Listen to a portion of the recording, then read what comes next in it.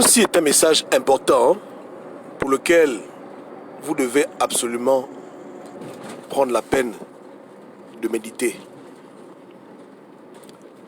C'est un message essentiel pour une nation qui essaie de se rebâtir et qui veut aller de l'avant en essayant absolument d'empêcher les catastrophes qui ont affecté nos voisins de l'Afrique et du monde. Beaucoup de Gabonais ne reconnaissent pas l'État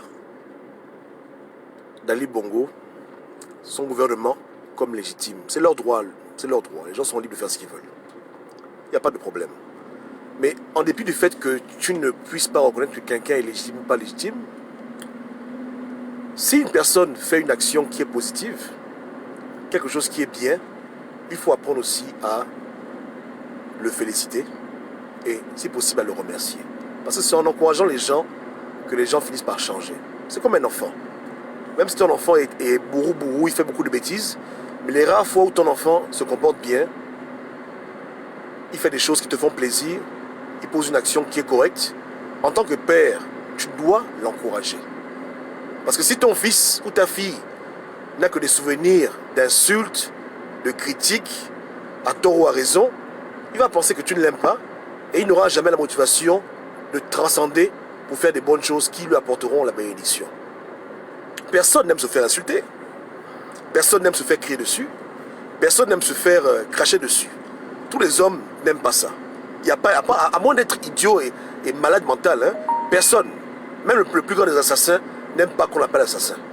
Donc quand les gens qu'on critique, qu'on ne reconnaît pas comme légitimes, font des efforts pour répondre aux besoins des populations, sont attentifs aux cris des vieux papas, des vieilles mamans, pourquoi on va venir jouer au con et faire comme si ce qu'ils ont fait n'est rien et on veut encore les critiquer?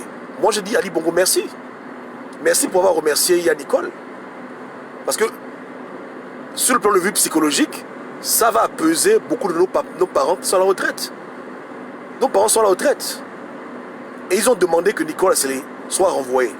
On n'a rien contre Nicole, mais par respect pour nos anciens, en tant que Bantou, il fallait absolument que l'État gabonais agisse dans le sens que les gens ont demandé. Maintenant que l'État gabonais a renvoyé Nicole Assélé, pourquoi les gens viennent jouer au con et qu'on sait encore faire le mauvais cœur? Dites merci à Yaya Ali, même si vous ne l'aimez pas, même s'il n'est pas votre président, même si c'est Ping président.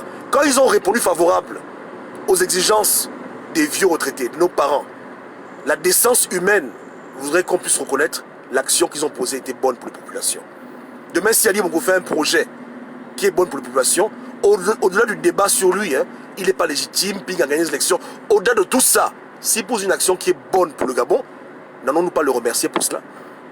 Dans la même bouche qu'on utilise pour le critiquer, tirer sur lui, quand il joue au con, Dieu aussi nous demande, quand il fait du bon, de venir dire que non, il a fait du bon. Et ça, c'est pour tout le monde. Si demain Ping fait du bon, on dit qu'il fait du bon. Si demain il ne fait pas du bon, on dit qu'il fait pas du bon. Pourtant, Ping, ce n'est pas mon type. C'est juste un exemple pour vous faire comprendre que le Gabonais, le Bantou doit apprendre à transcender ses émotions pour faire ce qui est juste. Quelqu'un a fait ce qui est juste, tu dis tu as bien fait. Aujourd'hui, est-ce que pour autant on oublie que tu as tué? Non. Est-ce que pour autant on oublie que tu as volé? Non. Mais à l'instant présent, tu poses une action qui est bénéfique pour le Gabon, on doit l'honorer, on dit merci. Demain tu joues aux imbéciles, on dit que tu as joué au con. C'est dynamique. Mais beaucoup de Gabonais n'ont pas ce sens de la temporalité. Ils sont bloqués dans l'espace et le temps. Et ils se comportent très mal. Très très mal. Je répète encore, les émergents sont nos frères. Qu'on le veuille, qu'on ne le veuille pas. Et beaucoup d'entre vous, vous venez du PDG.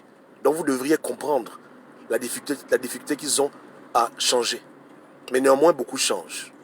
C'est pour ça que lorsqu'il y a un problème au Gabon social, je ne suis pas de ceux qui vont venir prendre la caméra et dire aux Gabonais, levez-vous, levez-vous, levez-vous. Parce qu'il y a des gens qui sont malsains, qui prennent plaisir à voir des Gabonais se taper dessus.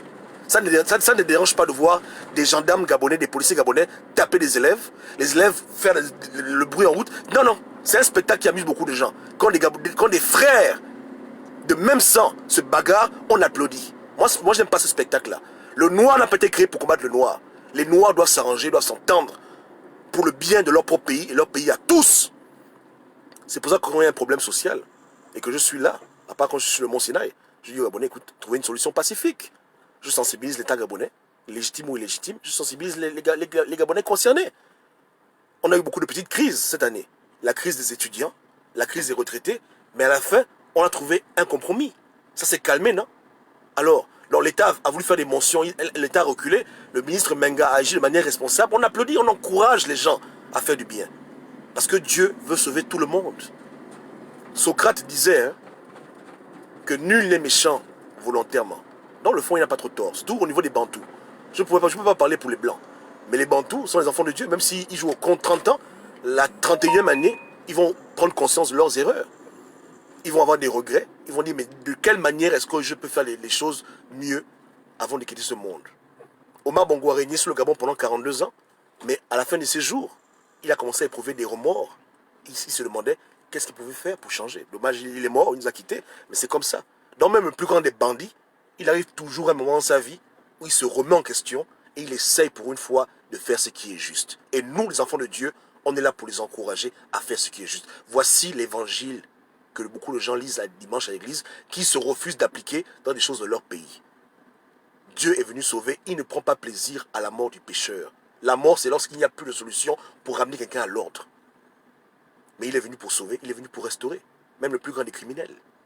Donc, si quelqu'un fait des efforts, il faut encourager.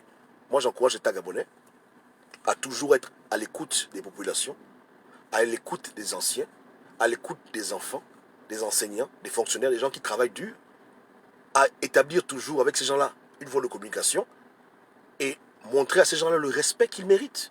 Maintenant, est-ce que ça empêche que les gens fassent leur plan B pour le pouvoir? Ça n'a rien à voir. Est-ce que ça empêche que les gens disent que Ping président? Ça n'a rien à voir. C'est deux problèmes séparés. Peu importe l'État qui va diriger le Gabon demain, que ce soit un État établi par coup d'État, un État établi par élection, on s'en fout. Mais un État doit avoir du respect pour sa population et un État peut s'améliorer, qu'il soit légitime ou pas légitime. Là n'est même pas mon foutu problème. La légitimité ne me concerne pas. Mon problème, c'est les relations entre le peuple et ses dirigeants. Dirigeants qu'ils ont mis ou qu'ils n'ont pas mis, il faut que l'harmonie règne, il faut que les gens s'aiment. Il faut qu'on apprenne à régler nos problèmes dans le calme. Nous n'avons pas été créés par Dieu pour nous faire la guerre. Nous ne sommes pas des Rwandais, nous. Dieu ne nous a pas mis sur terre pour que le Gabonais tue le Gabonais. On l'a fait pendant trop longtemps. Aujourd'hui, ceux qui ont abusé les gens hier commencent à éprouver des remords. Dieu réveille leur conscience. Ils ne vous disent pas ce qu'ils vivent. Ils ne vous font pas les comptes rendus de leur discussion, ou bien les comptes rendus de leurs pensées. Mais beaucoup de Gabonais, même à des postes clés, pleurent. Parce que leurs yeux s'ouvrent. Ils voient eux-mêmes ce qu'ils ont fait toute leur vie. Et ils se rendent compte que comment ils peuvent être eux-mêmes les artisans de leur propre destruction. C'est pas ça. Non, Dieu touche les gens. L'Esprit de Dieu visite le Gabon. Il faut que Dieu travaille.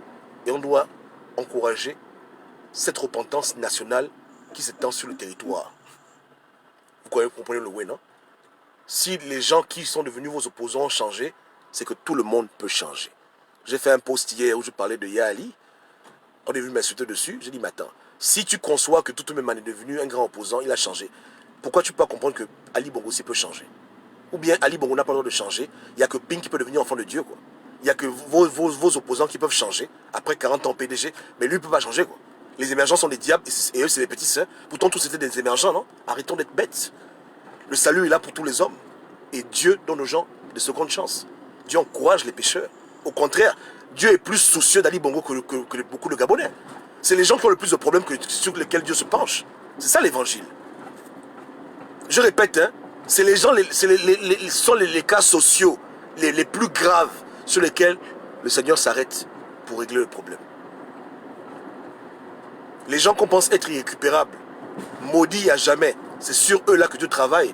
Parce que quand ces gens-là viennent à la lumière, hein, les Écritures disent qu'au ciel, il y a une très grande fête. Pas que Dieu ne nous aime pas.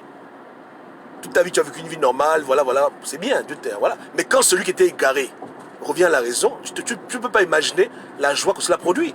Même s'il a les mains remplies de sang, il a tué, tout ça là, Dieu, les logiques divines ne sont pas comme les logiques des hommes. Mais moi, je suis un peu triste de voir que dans un pays où les gens disent qu'ils sont catholiques, protestants, les gens ferment leur gueule, ils font semblant, alors qu'ils connaissent l'évangile, ils connaissent les choses de Dieu. C'est déplorable. Parce qu'il y a beaucoup de manières de nier le Seigneur, hein, en faisant l'hypocrisie pour plaire aux Gabonais qui sont dans la résistance, qui sont aveuglés. Ne pas vouloir dire aux gens la vérité. Donc aujourd'hui, l'Éternel fait un travail magnifique dans le cœur de beaucoup de gens. Il veut sauver le maximum possible de personnes. Les récalcitrants, les têtus, les gens qui aiment le sang, qui ne veulent pas changer, Dieu s'occupera d'eux. C'est la promesse de l'Éternel. Pourquoi on panique? On ne panique pas. Dieu s'occupera d'eux assurément. Une autre part, c'est pour le salut des âmes. Ok? Donc moi je dis à l'État gabonais, merci. Je prie pour eux. Je prie pour que Dieu mette dans leur cœur encore plus de compassion pour les Gabonais, qu'ils apprennent à aimer leur population, qu'ils apprennent à être à l'écoute des populations, que quiconque dirigera le pays demain après-demain comprenne qu'on dirige un pays pour le peuple, que l'amour soit s'établisse, l'amour qui va amener les gens à arrêter les crimes rituels, arrêter le matérialisme, arrêter la gabégie, l'amour envers ces populations qu'on doit protéger, qu'on doit défendre. Je prie qu'ils arrêtent d'arrêter les gens pour un oui, pour un non, et que l'Esprit de Dieu les touche complètement, que Dieu les transforme, comme Dieu a transformé vos faux opposants. Voilà. Hein? Tout le monde a le droit de changer. Tout le monde a le droit de devenir différent. Dans un temps où ils sont affligés parce que leur patron est malade, c'est le temps opportun pour eux de prendre conscience qu'il faut changer maintenant. Et on doit les encourager à faire ce changement. Changer, c'est pas facile. Il faut les encourager à changer. Ouais. Voilà. Donc je dis merci à l'État gabonais. On n'a rien contre Nicolas Sélé, mais pour moi, ce n'était pas la place qu'elle devait occuper au Gabon. Elle est médecin, qu'elle est à l'hôpital. Voilà. Il y a beaucoup de malades là-bas. Laisser un comptable venir gérer l'administration de la CNSS, faire des bons calculs, laisser des gens qui connaissent bien l'affaire là, régler l'affaire là. Et avec les retraités, soyez toujours en communication et répondez à leurs demandes. Donnez-leur leur argent pour lequel ils ont travaillé. Il n'y a rien. Et prochaine fois qu'on a encore une crise sociale, seront de ceux qui vont appeler au dialogue et non pas de ceux qui vont venir mettre l'huile sur le feu. Aujourd'hui, c'est réglé, mais il y a des gens qui voulaient que le Gabon brûle à cause de ça. Pour moi, c'est irresponsable. C'est irresponsable. Petit problème, on vient dire aux gens, levez-vous, allez dans les rues. Ça, c'est pour ça qu'on se comporte. Arrêtons. Arrêtons. Que Dieu vous bénisse. Passez une bonne journée. Ciao, ciao.